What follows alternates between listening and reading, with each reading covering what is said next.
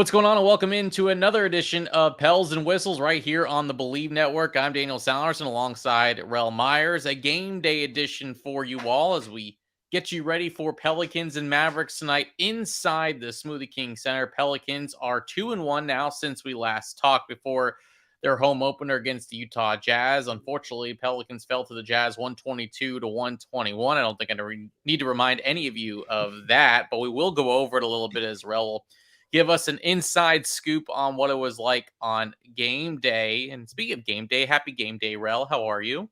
I'm doing good, man. I think I said before, every day when I wake up on game day, it's like Pelsmas morning. So I'm happy to be able to see the guys play again today. Maybe we can redeem ourselves from Sunday. But I'm at this point, the off season was so long. I'm just happy. Just And happy to see basketball. it's the first nationally televised game of the Yeah. regular season. I know they had one in the preseason against the Bulls, but a chance for the hmm Pelicans to show what some people have been buzzing about. Unfortunately, no Brandon Ingram, but I still feel like a solid Southwest Division matchup in the fold tonight. Yeah, definitely. I think they've still got Zion listed as questionable. I think most people are leaning towards he's probably not going to play. So I'm not really sure at this point of the day what to expect later on, when the injury report comes out. But either way, just, one game at a time. So just, we'll see what happens tonight and then we'll go from there. It's a very long season, that's for sure. And we Yeah. talked about before the Jazz game how what Utah's been able to do in their first three games, being the underdog in all three or the first two, and then beating the hmm Pelicans in overtime. But let's talk about that atmosphere inside. Obviously, you were in there as you always are. hmm What was it like? Did it feel like a playoff game as kind of everyone was describing? It did. It did. The atmosphere, I feel like everyone just describes it as electric. I would compare it to the playoffs. I feel like we picked up exactly where we left off. So all the concession lines are a mile long. Everyone's waiting forever, but people were there early. From what I could tell, people were there early, trying to get something to eat, get in their seats so they don't miss the intros and all that.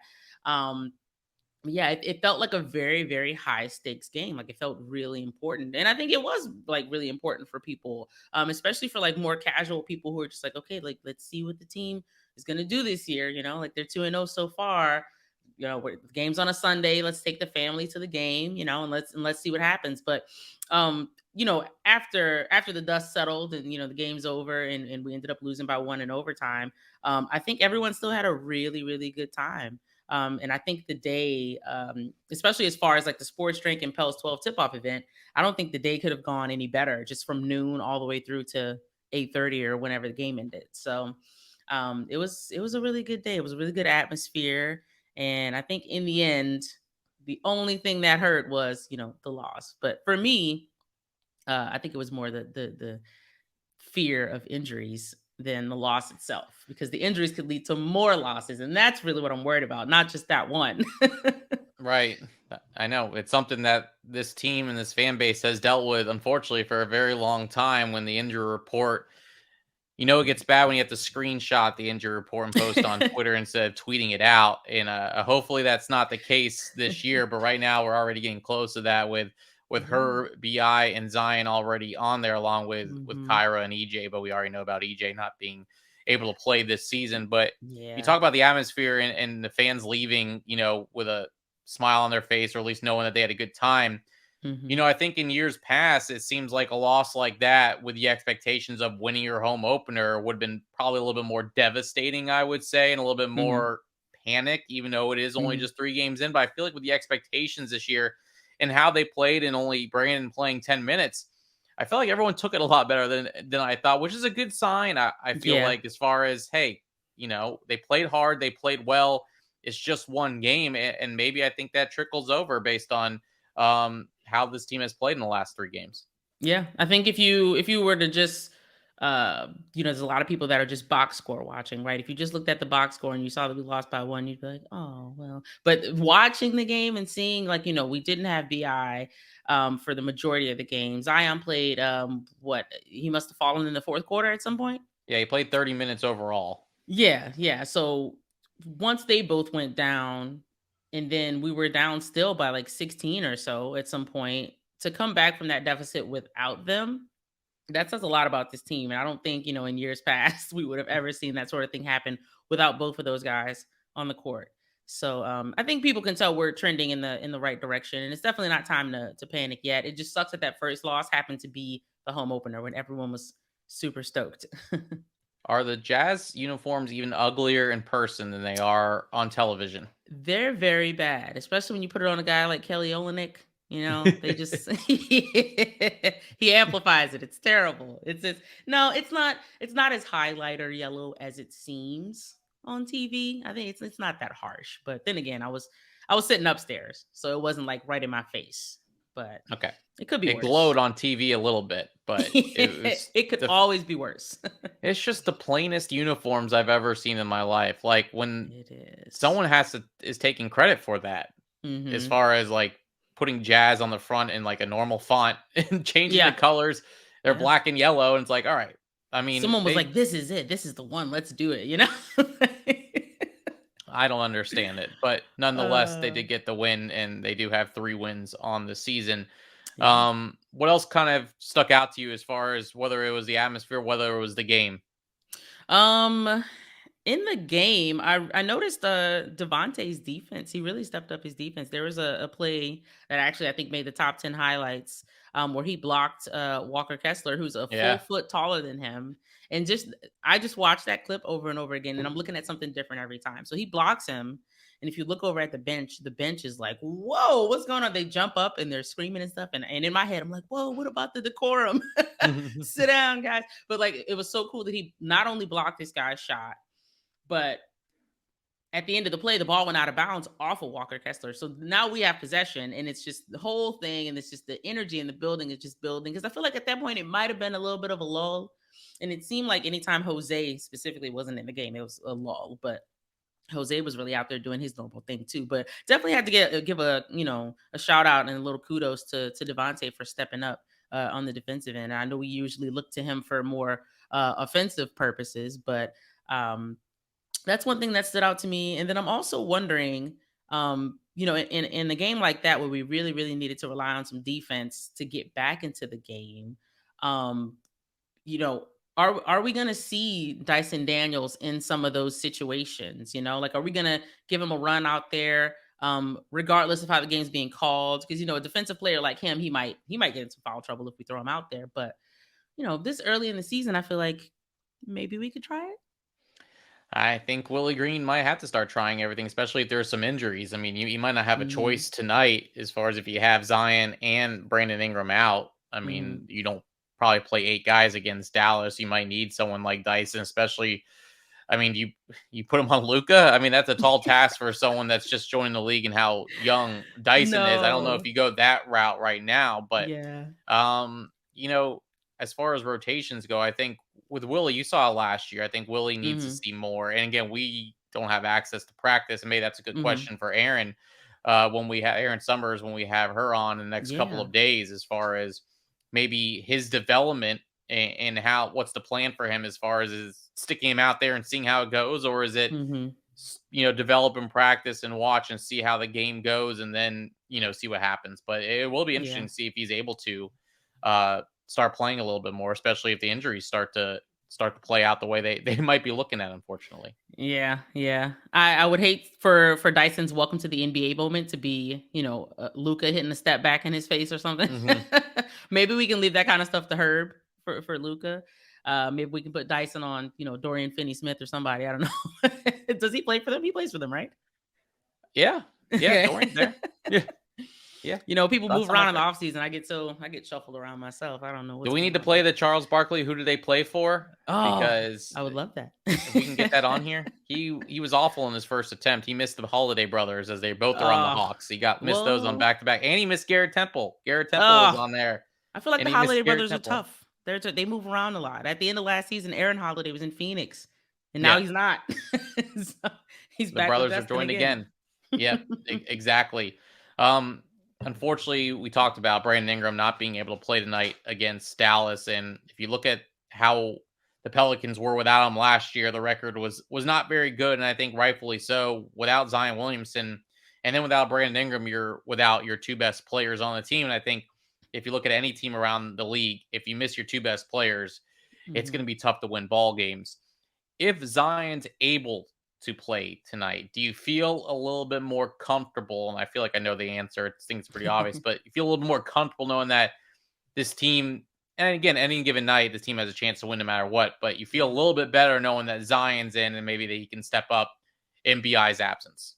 Yeah, yeah. I would definitely feel better having him in there. I generally worry, no matter who else is gonna be playing, when BI is out, I generally worry like, have we figured out our identity when he's not available? You know, like so a lot of times we look kind of disheveled when he's not in the game.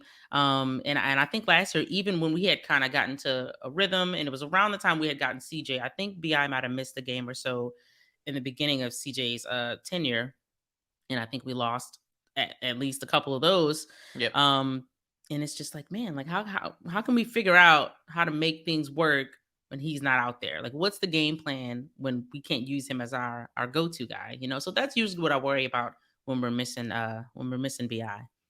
Yeah, I think that's spot on. I think that's the key phrase is go to, especially late Hmm. in shot clock situations. You're able to give it to BI with 10 on the shot clock and just say go.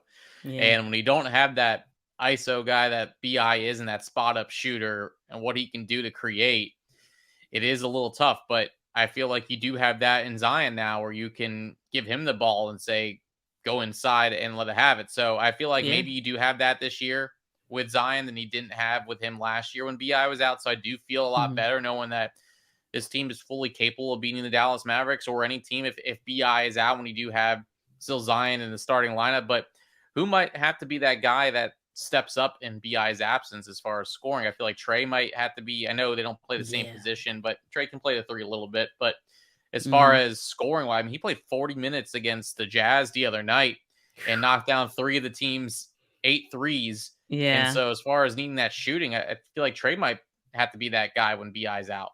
Yeah, I think Trey's gotta. I feel like he's a bit of an X factor, no matter what, whether Right. Bi's in there, whether we're fully healthy or not. I feel like we really, really need Trey to show up every night, and so far, I feel that he has, and he's been he's been almost automatic. Man.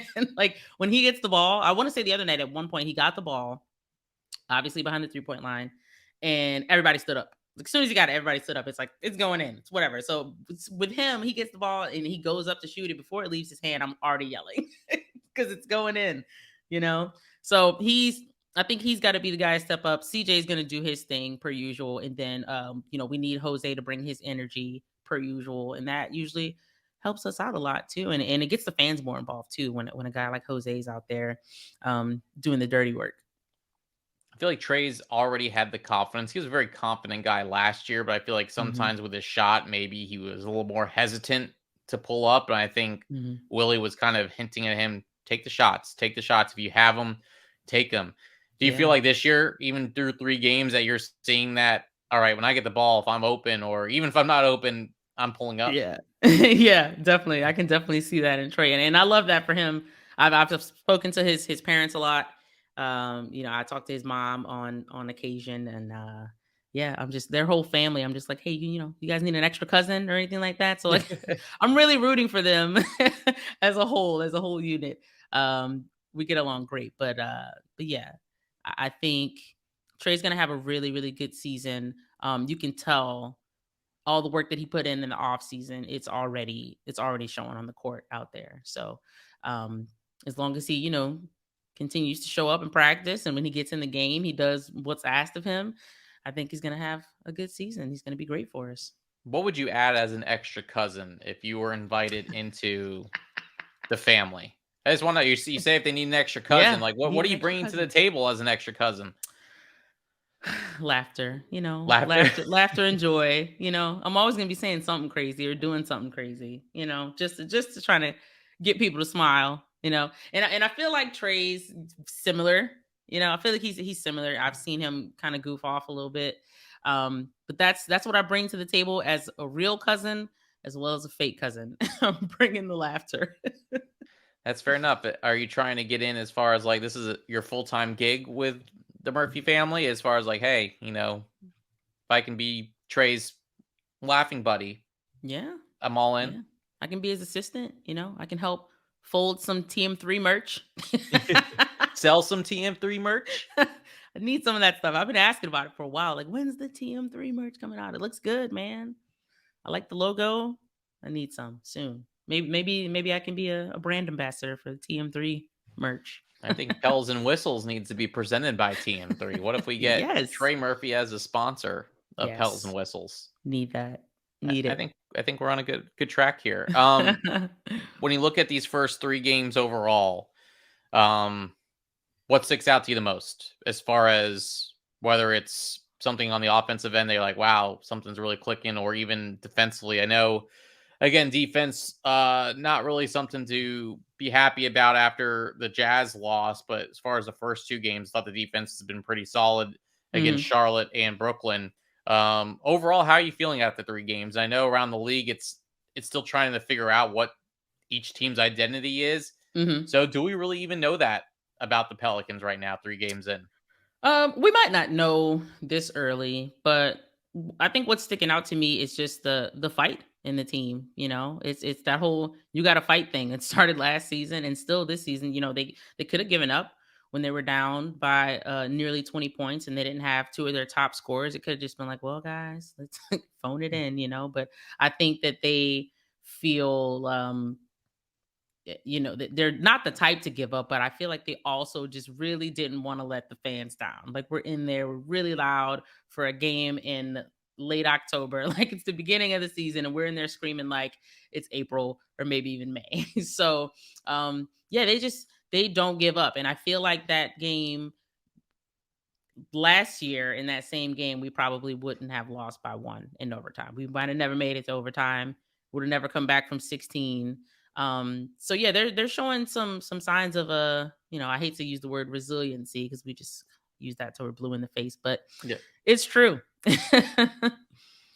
When do you feel like you'll be able to grasp what kind of team this Pelicans roster is? I guess, like, what's your sample size as far as figuring out, all right, this is the team we have? Is it 10 Yeah. games? Is it 15? Is it 5? I mean, Yeah. I how mean, do you 20 kind feels of like too judge what the, much. yeah, Yeah, 20 feels like too much. 10 feels like not enough. I was gonna say 15. Um, I think by that point last season we were we were really already panicked, but um I'd say maybe yeah, maybe 15 or so games. okay, that's fair enough. Fair Yeah. enough. As far as Dallas tonight, what are you looking for? What are you looking for in this game? Again, obviously, when as we tape this, Zion's questionable, Herb's Mhm. questionable.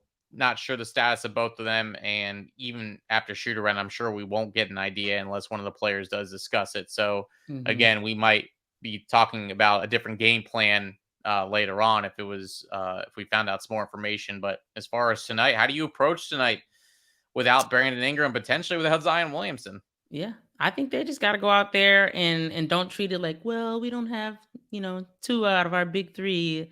Let's just go have fun. Like, no, let's go out there, let's try to win, you know? Let's and I want to say the last time that I went to a game where, you know, Dallas came here, I sat in the lower bowl, kind of close to Dallas's bench, and Luca had 49 points on the night. And some dude in front of me was losing his mind for Luca. And I'm like, oh my gosh, am I gonna have to go in there tonight and argue with Luca stands, you know? But I won't. Yes. It'll be fine. It'll be fine. But as far as the game itself, yeah, the guys are going to go out there and give it their all. Hopefully, we can get a win. I've gotten to the point with Dallas where I really don't like playing them because the whistle that Luca gets is outrageous. It kind of reminds me of old James Harden, you know, where guys got to guard him with their hands behind their back because he's just gonna get a whistle called for everything. It seems like. It's just started for me not enjoying. He's such a good player and such a Hmm. dynamic player, and I really enjoy watching him play, Hmm. but the amount of whining and arguing he does after every call makes me not wanna watch him It's as much bad. as I think everyone should, because he's that good of a player, Yeah. and I think that kind of not ruins it for me, but at the same time, it's just like, "Come on, dude. Just play You're the already game. getting a ton of calls, play the game," but every single time down the floor, Yeah. it's him asking for a foul. I mean, Yeah. everyone's gonna foul out at the rate that he's asking for fouls, and so for me, it just kind of it stinks because I feel like I really enjoy watching him play, but now I'm just like, Mhm. especially when he plays the Pelicans, it's like, here we Yeah. go. It's gonna be a long game just based on him arguing. Yeah, he's asking for him and he's getting them, like, more often than not. And I've been torn lately because of the way that Zion's officiated. It's like, well, does he need to be complaining? But then it's like, well, who wants to see that, you know? But it seems to be working for him. Seems to be working for Jokic, you know. But I would hate to have to stoop to that level, but something's got to be done. I want to say Stan Van Gundy had complained about it around the time when Zion had broken a finger because Yeah. like you guys are out there letting him get beat up, and then this is why stuff like this is happening. So, Stan basically held out the checkbook, was like, "All right, I'm about to get fined. Here I go." blank Because check. I think that was kind of, and David Griffin went out too and talked about it, how it was a problem. And I think because Zion hasn't Mhm. played a lot, he is one of the tougher players that you're going to have to officiate now. And Yeah. I don't know if this is a fair comparison right now, just based on who they are, but I mean, Shaq was probably the hardest person to officiate based on Mhm. how big he was. I'm sure he got fouled way more than what they call him because Yeah. Zion, in his speed and his body motion, whenever he gets to the rim, he probably is getting fouled every single time. Are they going to call Mhm. it every single time? No. Right. But I did like the emotion he showed during that game. And I think Yeah. Herb was the one that took a technical foul instead of Zion as far Yeah. as the officiating is concerned, which I did like that Yeah. as well. But I don't mind if Zion one of these days is going to get a T, and just to kind of show like, all right, what's the deal here? Something's not right when, Mhm. Laurie Markkinen's getting calls more than I'm getting calls. And so I hate to bring it up, Man. but I mean that's the truth. That's the truth. I've never seen Laurie play like that ever. I don't think I've seen him play very many times, just generally. There was a He time was that in everyone Chicago wanted before. him on the Pelicans. They wanted Was him it? in as part of the Lonzo Ball trade. They Oh, wanted yeah, Laurie yeah. as one of those pieces. He I've ends up just going to never seen Cleveland. him do that. Someone said every game a player channels the ghost of Michael Jordan. It's just always somebody, you know. And I feel like a couple years ago, it was just the most random people. Like Jake Layman used to play in Minnesota.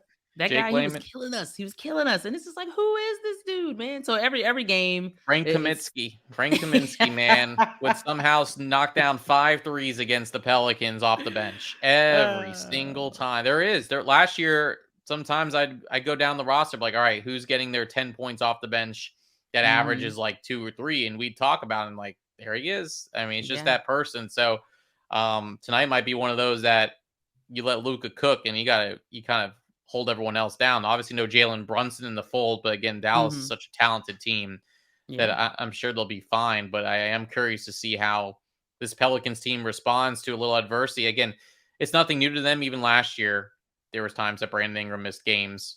Obviously, Zion missed all season long. So mhm. I'm curious to see kind of how they change the game plan as far as building it around potentially their two main guys out once again. Yeah, yeah. So I'm mostly just hoping for a random off night from Luca, but I don't know how often that happens. I don't know I mean, the how Pelicans often.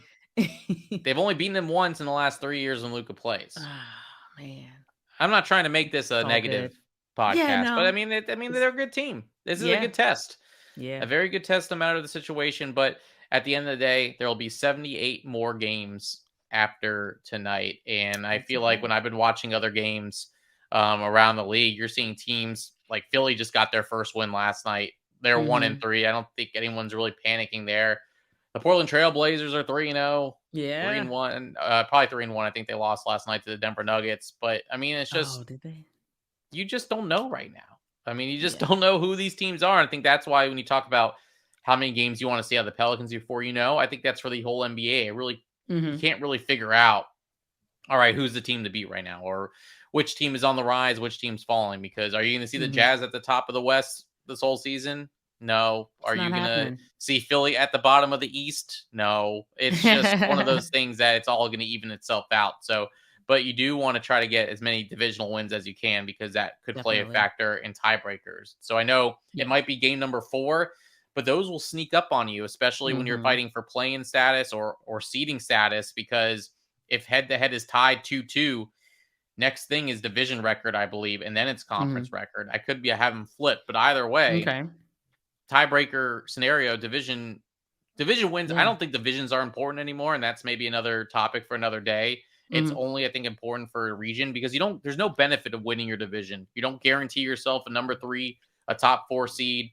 Yeah. there's really no benefit to it. And I feel like division should get abolished besides the fact that you do get to play these teams in your region more, which I think helps Hmm. travel wise. But Yeah. the division records only help you in tiebreaker situations, I feel like, when it comes to Western Conference seeding. So I think division banners are, I feel like, the most overrated thing now. I mean, I'd still I'll like to take see one. one inside the Smoothie King Center because there hasn't been one in a very long time. But at the same time, there's no really, you see in baseball and football how important division winning is. That's not the case in Yeah. the NBA. I wonder if they do change that in the next few years. Yeah, potentially with all the different, you know, playing tournaments and in-season tournaments and all sort of stuff they're trying to add in. I'm sure at some point divisions may just be like extremely irrelevant. All right. Well, I think that's a great way to end here as the Pelicans will battle the Dallas Mavericks nationally televised tonight on TNT. And you can listen locally 99.5 WRNO. And also, again, make sure you can follow us, subscribe, like, review everywhere: Apple Podcast, Spotify, Stitcher, you name it. And I did look, Rel, there's been some listeners in over 6 countries tuning into Yeah. our show. So I appreciate everyone wherever you are. I know Rel appreciates it too. Thank you for listening. Help spread the word. We're only getting started here as we have plenty more to bring you throughout the rest of the season. We will have our first guest on our next podcast. The one and only Aaron Summers will join us Yeah. from the Pelicans Radio Network, team reporter. She does it all for both the Saints and the Pelicans. She'll give us a great perspective. She's there every practice, every step of the way. So she'll give us some great insight after what hopes to be a Pelicans win over the Dallas Mavericks. So I think our goal will be to give you that on Thursday as Yeah. we'll record with her tomorrow night. Rel, enjoy the game. Please get that win, and we'll report back on Thursday. All right. I'll see you soon. All right, for Rel, I'm Daniel. Thanks for listening to Pels and Whistles on the Believe Network.